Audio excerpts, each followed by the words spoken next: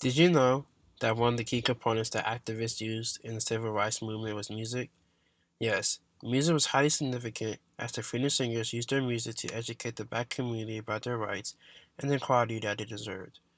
If it wasn't for music, the civil rights movement wouldn't have been successful at all. Music was also a key component during the time of slavery, which began in the colony of Jamestown, Virginia in 1619. Slavery lasted for more than over 200 years. I think it's remarkable how slaves were able to survive and persevere for that long while being dehumanized. The picture shows the type of treatment that slaves received, as many were violently whipped that caused severe scars as the ones you see. However, they were able to overcome years of such brutal treatment through a specific form of music called spirituals. Spirituals were Christian folk songs that had a call and response structure, a type of structure that unified the slaves as everyone participated in singing the songs. Spirituals also strengthened and inspired many slaves through the different biblical messages that each spiritual had. Spirituals also had secret messages that were used to free fugitive slaves. For example, Harriet Tubman, the conductor of the Underground Railroad, used rain and water to notify escaping slaves to get into the water.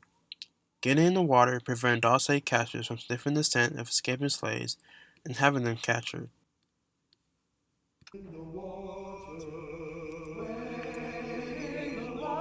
The song playing is a particular version of Wade in the Water that is sung by the Fitz Jubilee Singers with no use of instrument. As you can hear, the song is sung in the conjunct melody, consonant and minor harmony, and the modern tempo with a homophonic structure. The tempo of the song is very dark and powerful. The meter is simple as the pulse is divided into a piece of two, which helps indicate the binary repetition of the song as ABAB. The dynamic of the song is medium, while it ranges from high to low. This is an example of how to analyze a simple song.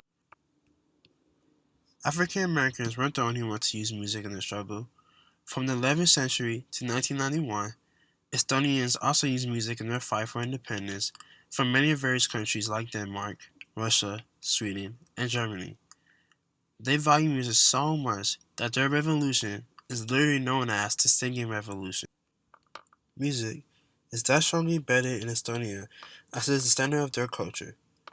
Ever since 1869, a song festival known as Laulipaidu is held every 5 years in Estonia as thousands of Estonians gather up to sing numerous of songs.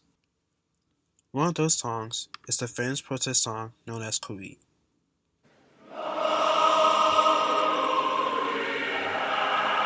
As you can hear, Kowi and Laulipaidu is sung by thousands of Estonians, both male and female, of all ages with no use of instruments, therefore making it a homophonic Karai style. The melody is conjunct, while the harmony is consonant and major, and for simple meter. The tempo is moderate, while the dynamic is very soft, and ranges from low to high. The tempo of the song is warm, bright, and welcoming, as you hear thousands of voices calmly singing together as one.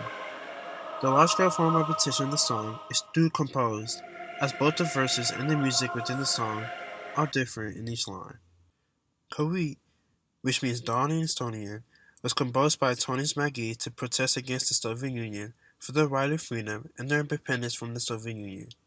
The lyrics New Dawn within the song symbolizes a new, free country, which gave hope to Estonians that they would eventually obtain independence.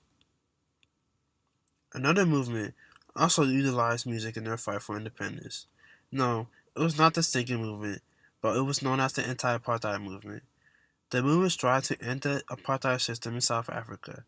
Apartheid literally means separation, and the apartheid system racially and geographically separated the South Afrikaners. It racially separated them to four major groups: white, colored, Indian, and black.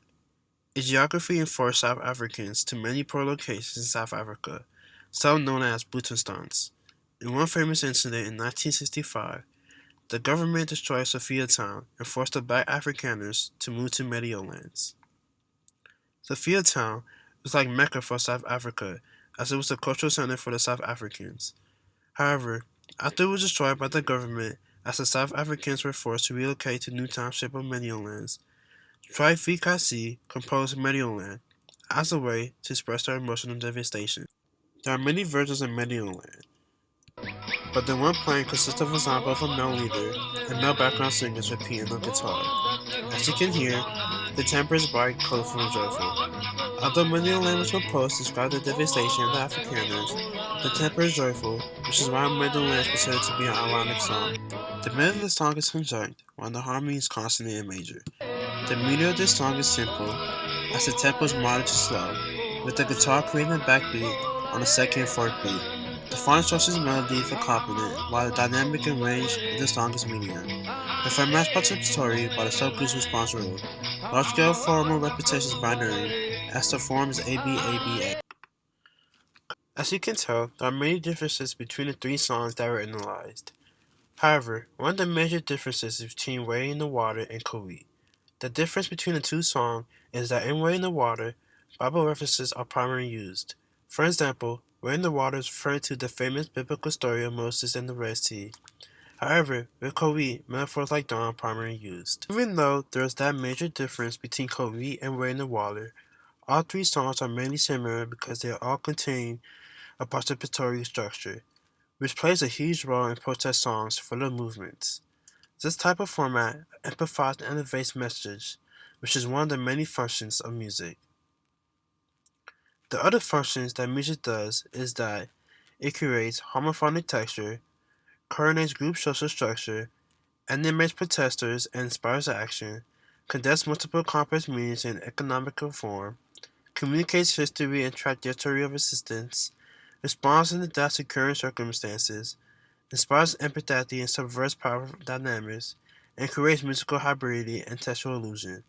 With all these functions that music plays, the main overall function that it does is that it unifies and offers a feeling of solidarity and unity. Unity is essential in society and any type of movement, and the best and most fun way to form unity is through music.